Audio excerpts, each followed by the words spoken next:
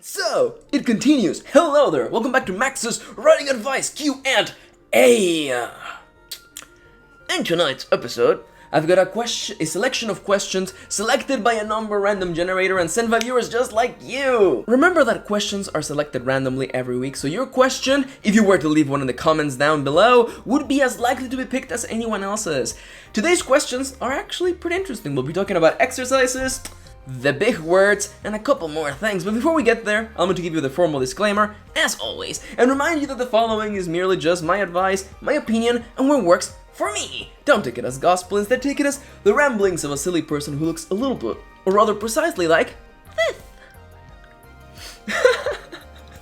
That silly face gets sillier and sillier every time. You know the drill. 3 questions, 3 minutes a pop. Let's dive right in. The first question goes a little bit like this. What kind of writing exercises would be good for beginners or people who want to write? Are writing exercises, like writing a little bit every day, a good idea? Personally, I actually believe that writing exercises can be really good for, people starting out or just people who just want to write. That is not to say, I want to make this distinction very clear. I don't think that short stories are warm-up. I think short stories can be as difficult to write and as meaningful as longer stories. It's all just different forms of the same medium. To say that one is training and one is not is just silly. Fan fiction is not training for writing. They're actually just writing, fun fact. Now, as for the whole idea of writing every day, I think it can be very successful depending on your schedule. That's something I used to do. I don't do it anymore. I just write enormous chunks a few days a week because it works with my schedule. Find what works the best for you. If you have tried something like Camp NaNoWriMo, National Novel Writing Month, where you try achieving a set number of words every night, those can be really interesting. You can also just do your own. Give yourself a challenge and push forward. Stuff like that can be really meaningful. As for exercises, I actually have some exercises on this channel. Look up the Virtual Writing Academy. I think there are quite a few of those you can go check out. There are timed exercises where I just force you to sit down and write. Additionally, on my blog, maxkirin.tumblr.com, link in the description down below, I have story seeds and prompts and weird prompts. There's like hundreds of those.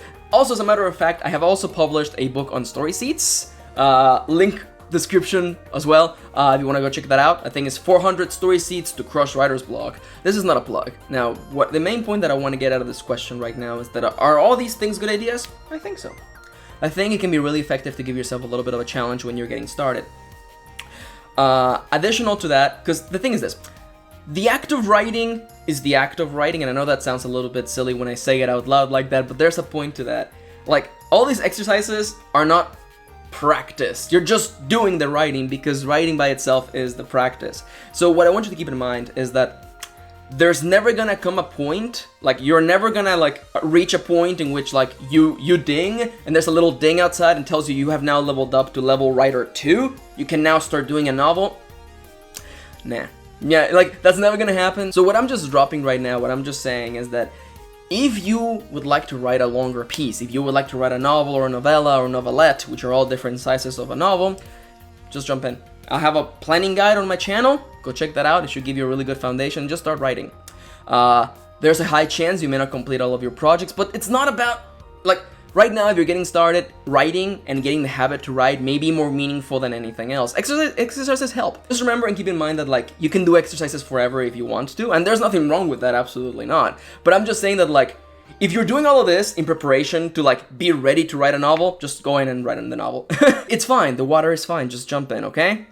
Okay. And now for the second question of the day, goes a little bit like this. So, basically, I like to use ultra-descriptive words in my writing. Bigger words and stuff, But lately, I've been seeing more and more people online complaining about it. How using overly large words is pretentious and unnecessary. Which is the opposite of what I was taught in school. So, should I avoid using complicated wording or use it more sparingly? Or are those people, the complainers, just nitpicking? I would love to hear your opinion on it. Alright, it's been a long time since I've actually tackled this question. I'm excited.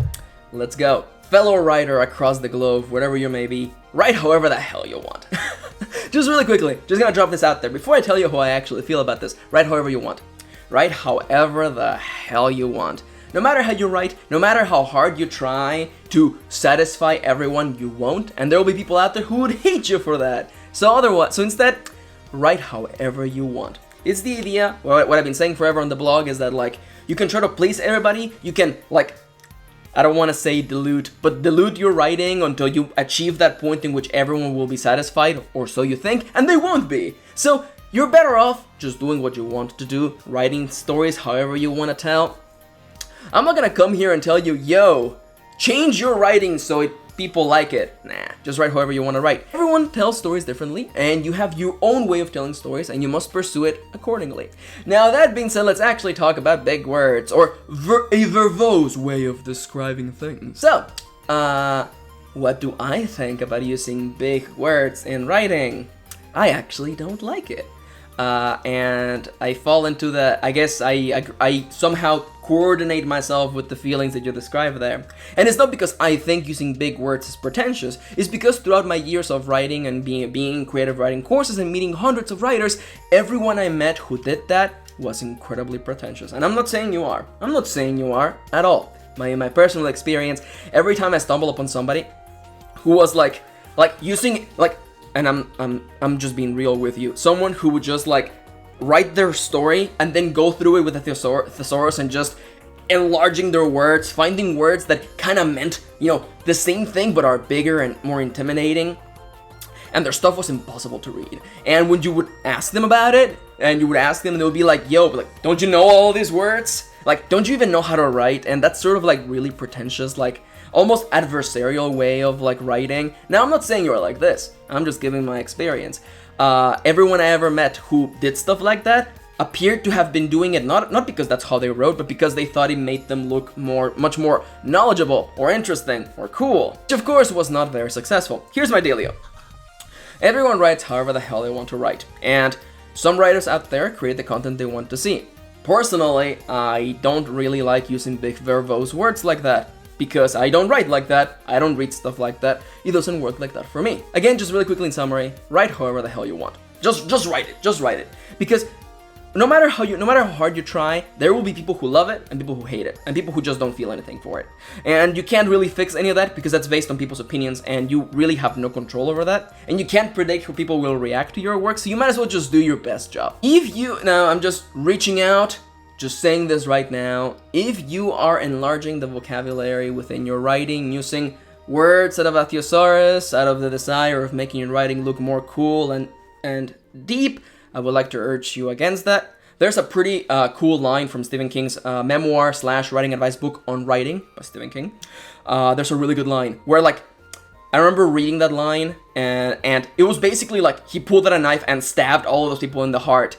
And it's like, listen, don't reach out for a big word just because you're ashamed of your smaller words. Just use those words. Because why would you go and dilute the meaning of your writing by looking for a bigger word that doesn't actually mean what you want to say? Like if you're so concerned that no one's gonna take you seriously because you're saying smaller words, so you reach out and instead of saying purple, you say amaranthine, and nobody actually knows what you're trying to say, have you really achieved anything? I don't know. Again, write however you want.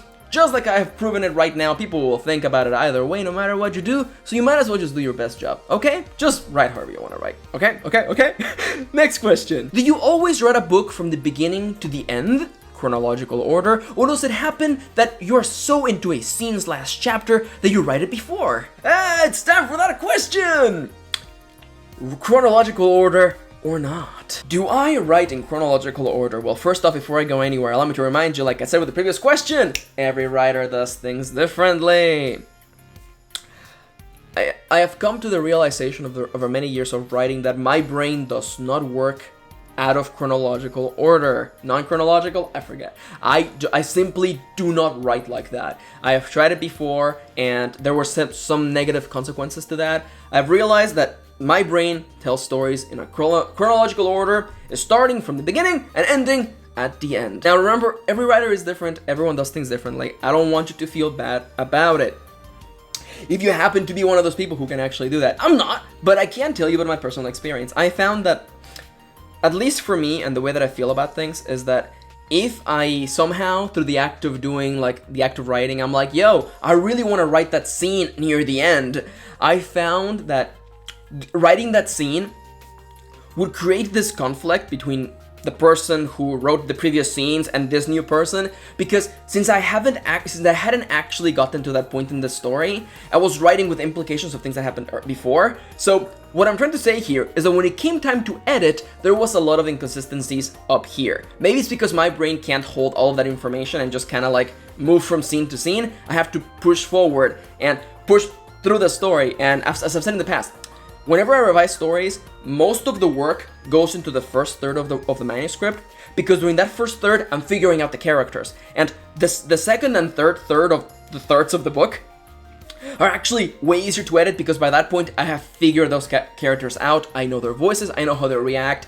and there are no inconsistencies where I'm like, oh, this character acted differently than they should have according to the things that happened. Revision is a lot harder when you don't write things in order. Now, as I mentioned, everyone does things differently. You may be one of those magical writers who can actually do things out of order. I've known people. It's certainly not me. So there's that. There's one more thing I want to say really quickly, and the timer is about to go off, so I'm just going to take it off.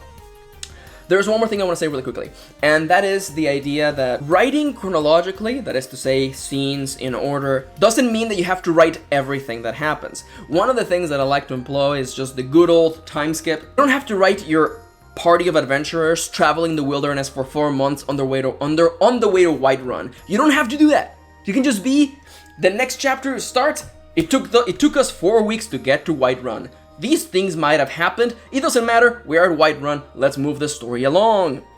You know, like, writing chronologically and writing everything is not the same thing. It took me a while to realize that. But remember that, like, if there is a particular set of moments in the story that are not meaningful, and you're not enjoying to write them, the reader won't enjoy them, and you're probably gonna just chop them out during revision, so don't write them. Just skip forward in time. Just a little tip along the way that, like, you don't have to write everything that happens in your characters' lives. I know that this is kind of like heresy, or sacrilege, I guess would be a much more accurate word.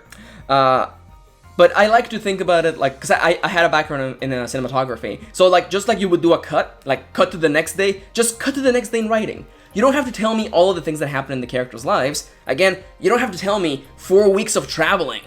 Please don't, actually. Please don't. I don't need to read that. You're not gonna have fun. I'm not gonna have fun. You're gonna just end up cutting them out during the revision stage, so don't write them. Skip forward over the things that are not exciting. Again, writing things from beginning to end is not the same as writing every moment of your characters' lives, okay? Okay, and that's it for today's episode! 3 really big questions with 3 relatively big answers. I want to thank you for watching. I hope that you enjoyed today's video, and I hope that if anything, I gave you another point of view. Please feel free to share your point of view in the comments down below. What do you feel about the things that were talked about today? How do you feel about the big words, and also about writing chronologically? Are you one of those writers who can write out of chronological order? Because I'm not. Oof, oof, oof. You have a power unlike anyone else. I have a lot of writerly friends, and some of them wished, oh, they wished so terribly that they could write out of order. But that's life. You gotta work with what you've got. Also, Kendra, if you're watching, please feel free to leave your horror story about writing out of order in the comments down below. People will really enjoy to see a first-person account of what could happen if you try to force your brain, your storytelling technique to work in a different way. Remember, work with what you have got, okay? Okay, and remember that if you have questions for future videos, please leave them down in the comments below. For the time being, I gotta get going. Thank you for watching. Thank you for spending a little bit of your day with me, and I'll see you on the next one.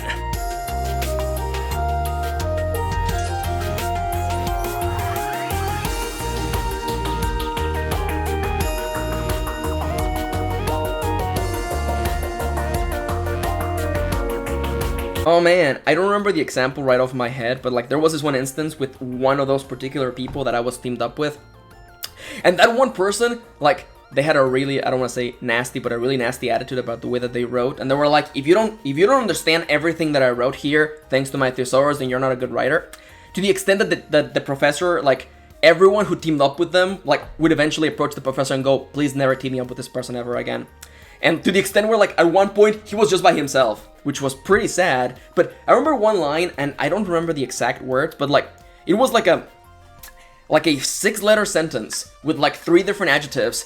And there were, like, big, like, 5-syllable words. I forget what they were. But it was, like, when I finally translated it, it was something to the extent of, like, I walked quietly across the room. And I'm like, just say I walked quietly across the room! Gosh!